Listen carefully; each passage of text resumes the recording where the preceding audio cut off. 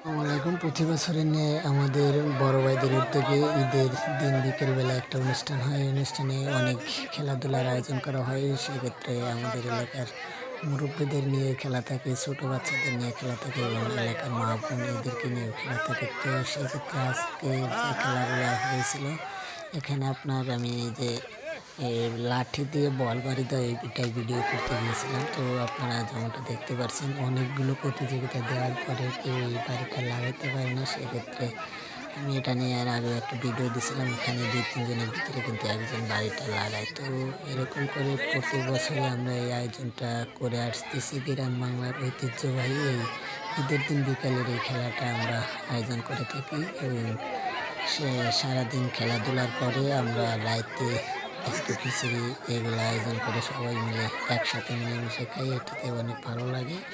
এরকম করেই অনেক বছর হলো চলে আসতেছে এবং আমরাও করতেছি। শুধু আমাদের এর জন্যই না, ও আমাদের বড় ভাইরা কিছু বিদেশ থেকে তাদের অর্থায়নে এইগুলো আমরা করে থাকি। তারাও কিছু টাকা দেয়, আমরাও চাঁদা তুলে সবাই মিলেমিশে এগুলা করে আনন্দ ফুর্তি করে থাকি।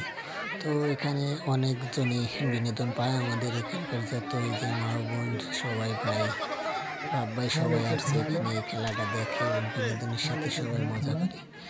তো আপনারা সবাই এগুলো খেলা দেখেন। আমার কাছে আরো অনেকগুলো খেলা আছে। তো ভালো থাকেন, এই প্রত্যাশা করি। আল্লাহ হাফেজ। গান ছাড়া নাচে কে?